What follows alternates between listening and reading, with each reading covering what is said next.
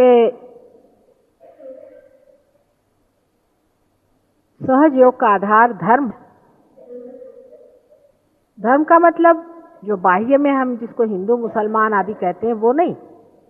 धर्म का मतलब है मनुष्य का धर्म, मानवता का धर्म।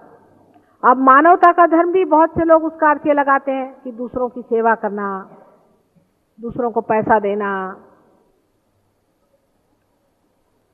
बहुत से लोग ऐसे होते हैं कि 4 लोगों को ठगेंगे और एक बड़ा भारी मंदिर बना देंगे और कहेंगे कि साहब हमने बहुत बड़ा दान धर्म कर दिया। दूसरे लोग ऐसे होते हैं कि अपने घर की बहू को तो सताएंगे, अपनी बहू को तो परेशान करेंगे और दुनिया भर में धर्म फैलाते फिरेंगे।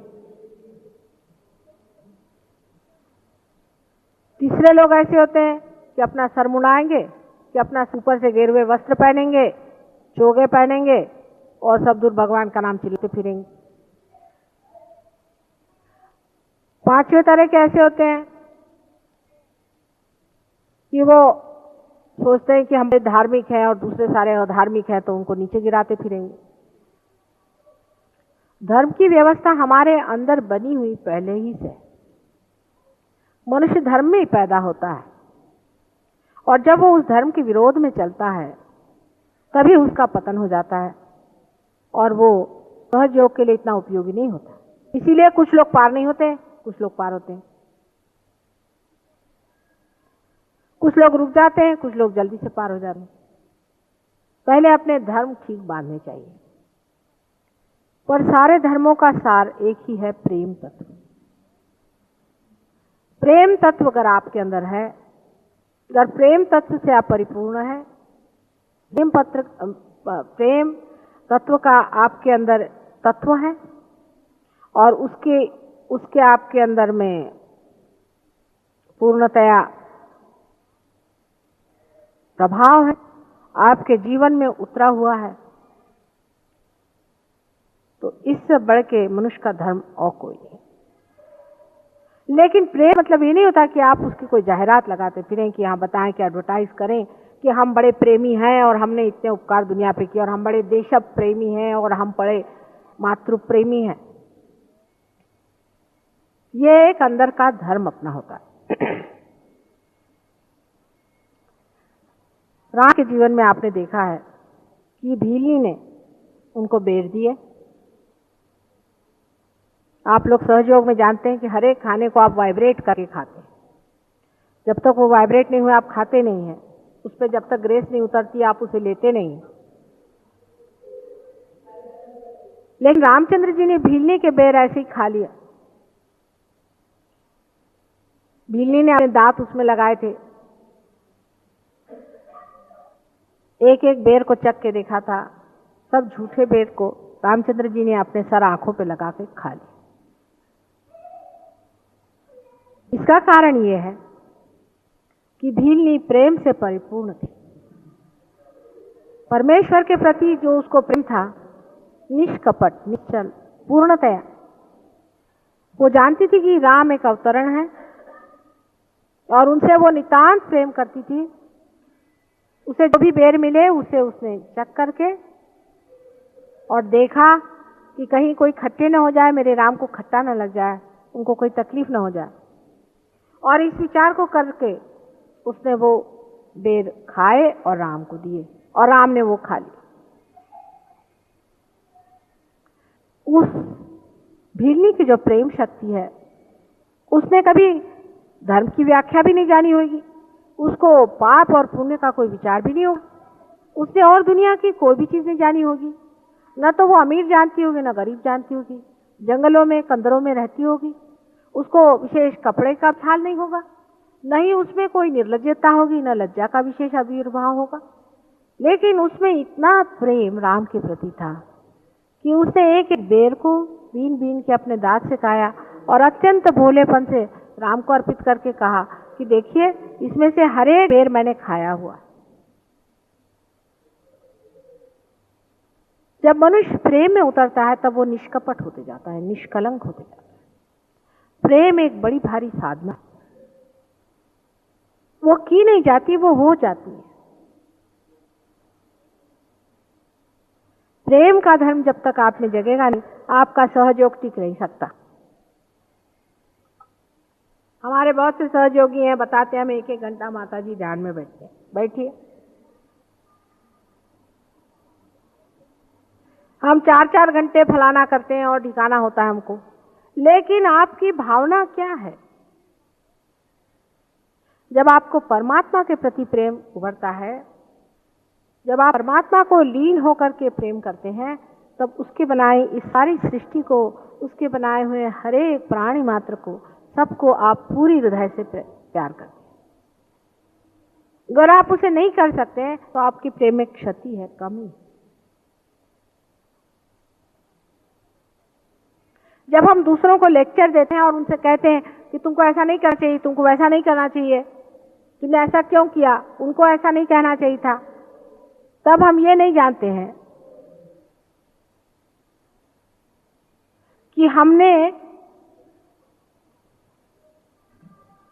इस आदमी से जो कहा है वो क्या प्रेम में कहा है। अगर आप अतिशय प्रेम किसी से कोई काम कहें या बात कहें, उसे बुरा नहीं लगता।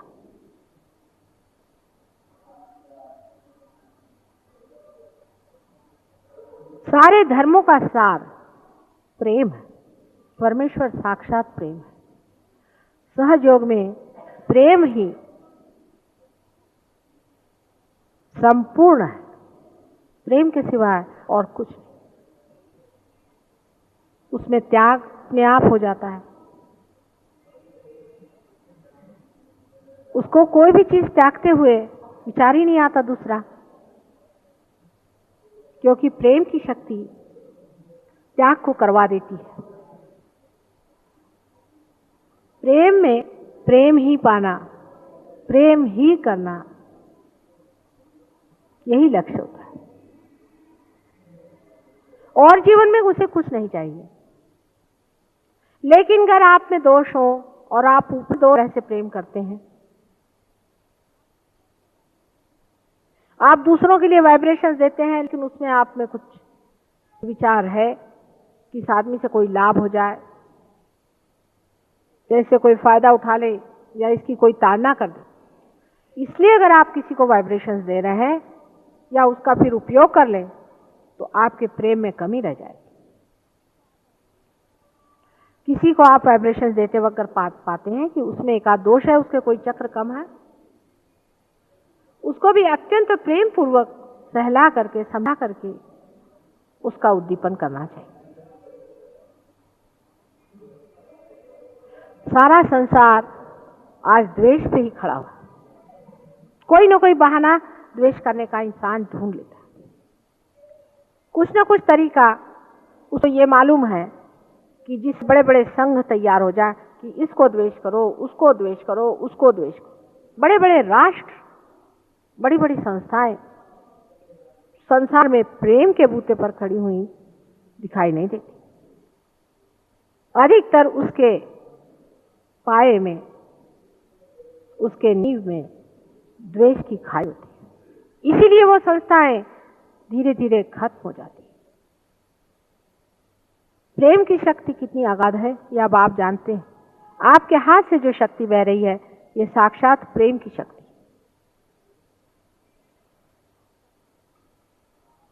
आप अगर पाषाण हृदय है और आपके अंदर कोई भी दूसरों के प्रति सहानुभूति नहीं है, आपके अंदर कोई माधुर्य नहीं है, तो आप सहयोग में बहुत आगे नहीं जा सकते। अपने बाल बच्चे, अपने घर वाले, अपने नौकर चाकर, अपने अड़ोसी पड़ोसी, इधर उधर के जितने भी मिलने वाले हैं, उन सब से आपको प्रेम करना चाहिए। फिर वो चाहे पार हो चाहे नहीं, आज नहीं कल सब पार हो सकते। लेकिन आप अगर उनके साथ गिर गए तो आपका भी पतन हो गया और उनका भी उत्थान होने की कोई भी बात फिर करी नहीं जा सकती। आपके प्रेम को ही देख करके वो समझ सकते हैं सहयोग की कितनी विशेषता है।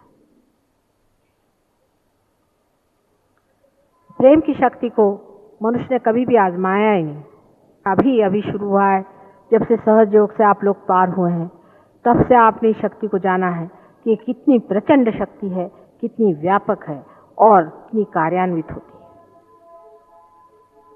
इसको बाह्य से कर कोई देखना चाहे, कोई उथले मन का आदमी हो, उसको समझ ही नहीं सकता। इसीलिए मैंने कहा कि जो लोग पढ़त मूर्ख होते हैं उनकी समझ में नहीं आने, लेकिन जो दयाद्र हैं, जो हृदयपूर्ण है, उनके लिए सहज योग बहुत आसान है, क्योंकि ये अत्यंत सूक्ष्म संवेदना है और वो घटित उन्हीं के लिए हो सकती है जिनके अंदर हृदय का स्थान अभी भी पूरा संसार के लिए बना हुआ है। हृदय में ही शिव जी का स्थान है और हृदय में ही परमेश्वर का प्रकाश आत्मा स्वरूप हमारे अंदर विराजता है। जिस आदमी का हृदय कठोर होगा, जो कठोरतापूर्ण दूसरों से व्यवहार करता होगा, उसका हृदय आत्मा दर्शन से वंचित रहेगा।